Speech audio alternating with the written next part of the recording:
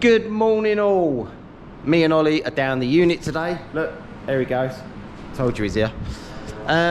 So obviously you're going to want to see it, and to be fair, I already want to do it. It's time to have a proper dyno session with Edd-gasket, my little van. So I'll give you a quick rundown for people who are new to the channel and people that haven't seen this van before. This is my 1980s Renault Extra van, but it looks pretty bog standard on the outside apart from some wheels. It's got the most ultimate retro rusty roof rack and I love it. It's even got the little pop-up back roof as well, so you can get like longer lengths of wood in it when you're a builder and stuff. Inside, nothing really special. Under the bonnet, wow, Renault 5 GT Turbo. So just to give you a quick rundown, it's a C1J Renault 5 GT Turbo engine. It's got forged pistons, steel rods, ported and polished head. It's got an EFI inlet manifold. It's controlled by Max ECU Mini. It's all very messy. It's all very thrown together at the moment. So it's got an EFI conversion. It's got a Volkswagen coil pack on one of my brackets. It's got, what else has it got? Oh, it's got a camshaft in it. It's got an enhanced turbo microburst turbo on there. And it's got a standard exhaust manifold though. I think that's probably going to be my limiting factor. So yes.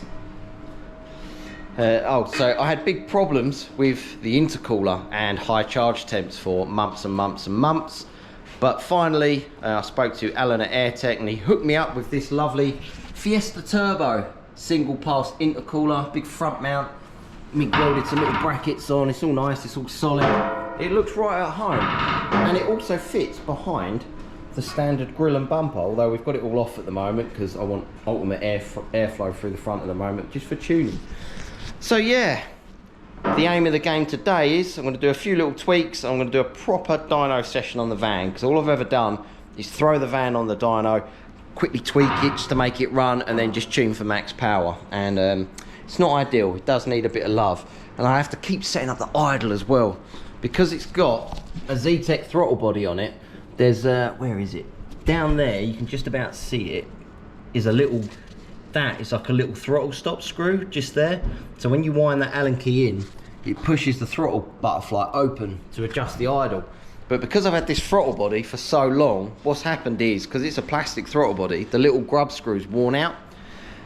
So every time I set the idle up, after a couple of months of dyno and just driving it around the unit and stuff like that, the screw works itself loose and then it don't idle. So hopefully today I'm going to wind that in a little bit, and then maybe once I've set the idle up I might put like a dob of super glue on it or something like that just to hold it there. So yes, that's the aim of the game today. If you are watching this video and it is Sunday, thank you very much. That means you're one of my patrons, one of my members. If you're watching it Thursday, that means that you're nearly a week late from viewing this video. So yeah, if you want to see these videos early, subscribe to my channel. It's £1 a month, just £1 a month, and it'll be a big help, because if I get £1 a month from 500 people, it'll help me with making videos like this. So yeah, right, let's get the dyno cell cleared out, let's get this set up properly, and let's crack on. Isn't it, Ollie? What are you doing, a robot?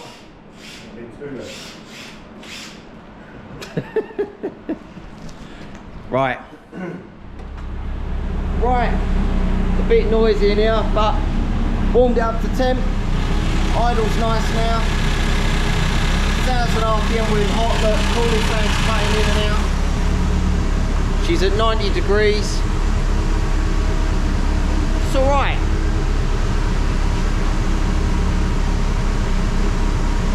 So, I'm going to go for a power run. See where we stand. Actually no, I'm going to put a big fan on.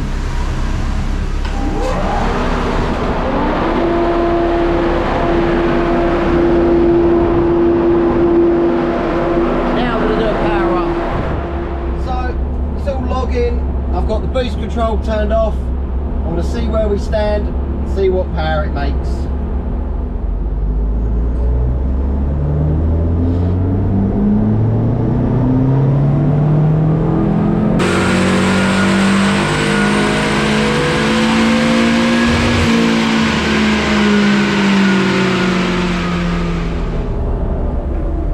Makes 110 horsepower, which is very low, as I'm sure we're all aware. Want some fuel in the map now though. Right, I'm going to do some boring tweaking and some boring tuning, dial it in low down, and I'll get back to you. 0.4 of a bar boost. That'll be why it doesn't make no power. Right, let's crack on.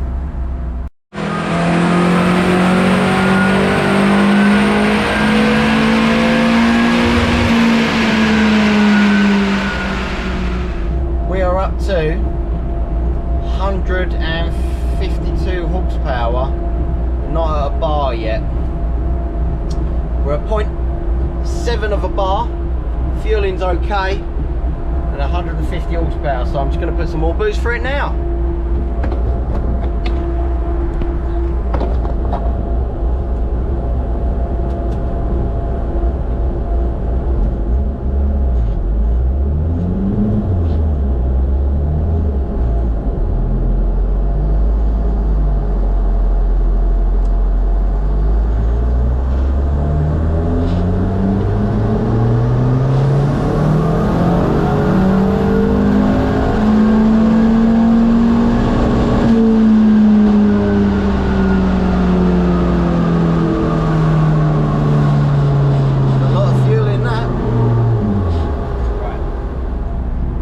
Last run.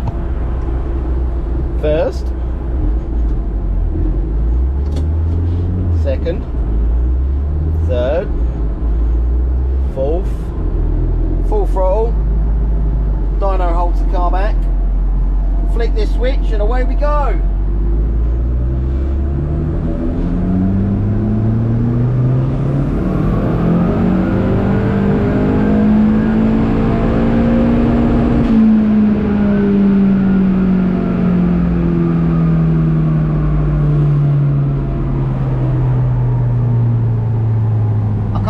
Whether that's clutch or wheel spin.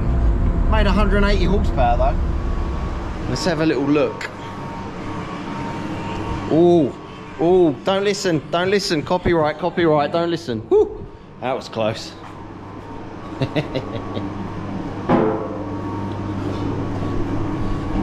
Rightio, so was that the last run? Let's have a look. That was. So last run, 178. Oh, so unprofessional. Ah, that's better. So that last run was 1.2 bar boost peak-ish. Kind of holds it, kind of drops off. Air fuel ratio is about 11.5 to 1, flat out. This is an old engine, okay? It's going to need a lot of fuel. It's an 8 valve, it ain't like a 16 valve Edd-gasket. Makes 178 horsepower and 174 foot-pound of torque, or 151 wheel horsepower and 148 wheel torque. Yes, wheel foot-pound of torque, yeah, whatever. Uncorrected horsepower is 175, so that ain't bad. Got a little bit warm, but I think it was either clutch slip or wheel spin. Now the clutch I've got in this is standard eBay special. However, it was sold with the understanding that it should do 250 horsepower, but I don't know. What I do know though is that my van makes equal torque and horsepower. The closer you get them, the better it drives on the road, in my opinion. Let's have a little eyeball under here, make sure it's looking good. It's looking good. What I could do, you know what? This poor little turbo is breathing in hot air from under the bonnet, which is not good. However though, my charge temps are staying really nice and low, so I'm pretty stoked with that. That intercooler's made a massive difference. Oh yeah, I feel like I need to clear up something. So someone said in my video, on the last video, they said, how comes you've fitted a bigger intercooler because you've got a water meth injection kit? Like, did that not work? It did work, but for peace of mind, I don't want to have to rely on methanol every time I'm out and about. I'd rather just the intercooler work as an intercooler's supposed to do, and just keep the car, you know, keep the charge temps low while I'm driving around, so I don't have to worry about, you know, running out of methanol or anything like that. So that's why I've gone for a bigger intercooler. I could probably still run the methanol as well, but this intercooler is definitely doing a much better job than my last one, so I'm very, very happy. What I'm going to try and do quickly is I'm going to try and make or find a quick hose to come off the front of that turbo and just go over there, just so I can kind of feed colder air into the turbo, just to see if that makes any difference. But nearly 180 horsepower at only 1.2 bar, so what's that, 16, 17 psi? Haven't really tuned the timing yet either, so that's pretty good going. I'm happy with that. Right, let's crack on. So Ollie thinks he might have a bend to save the day, because I'm gonna keep tuning until I get to 100% duty on the Mac valve, and then I know I'm gonna need a stronger actuator. The preload's quite tight, so I know that doesn't need adjusting. But if we can get 200 horsepower, that'd be nice. I'd be happy with that. What you got for me? Look at all these bends you're riding. Well, that's like made for it. It's probably not too far off. I just want the turbo to breathe colder air.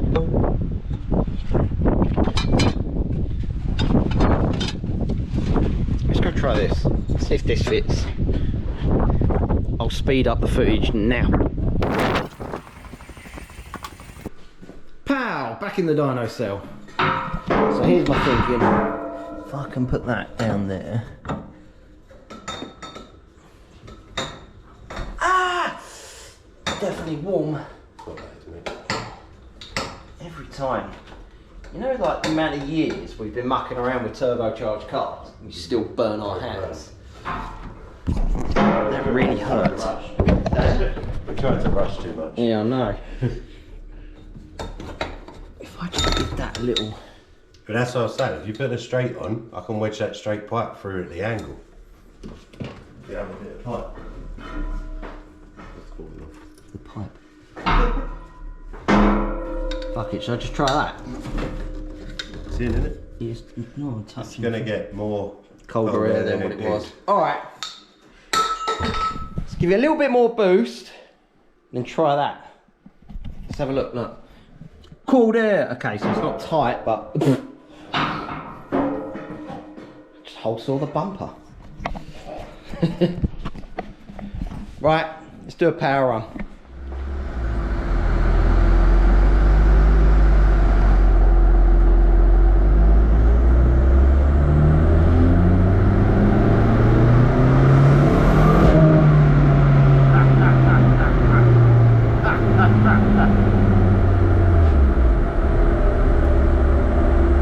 Boost pipe, don't know if you heard that.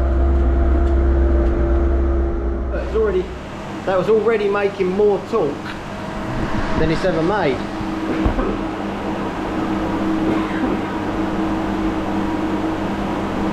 gonna be a good one. Once you let it cool off, denser air everywhere, didn't you? Right, that's back on. Let's try again, shall we?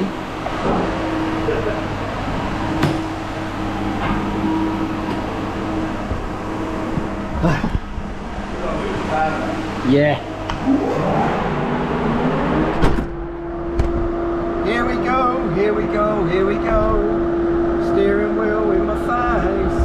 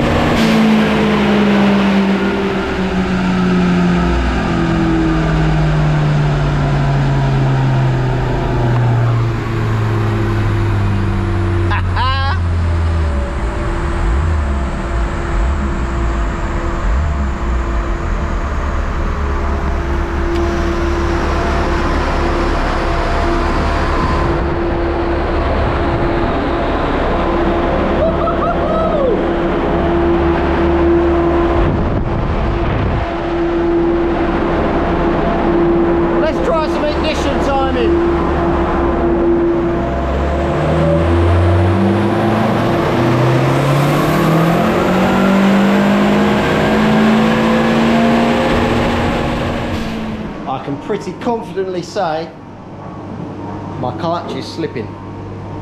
So how do you tell your clutch is slipping on a dyno? Let me show you. So first of all, let me get up the 200 horsepower run it just done. So we are making 1.4 bar.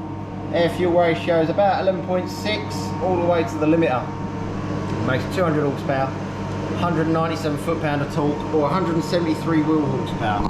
Which for a 1980s engine, pretty happy with that. However, when I do the power run, keep my foot on the throttle, when I get to about here, I'm on the limiter. If I keep my foot on the limiter, the clutch is slipping, so it slowly catches up, and then it matches and it ends the run. So I need a clutch. So unfortunately, still though, I'm 200 horsepower, damn. Definitely needs a clutch. So unfortunately, I'm gonna have to end this video here. I need a stronger wastegate because my actuator, or my MAC valve, is at 100% duty now. And 100% duty cycle gives me 1.4 bar thereabouts. So it's not too bad. And I've got a slipping clutch. So next up, stronger actuator, better clutch, and my gearbox crunches into second, so I think I better take the box out and send it off and have it rebuilt. Yeah, oh well. Alright, that'll do. Like, share, subscribe. Cheers guys.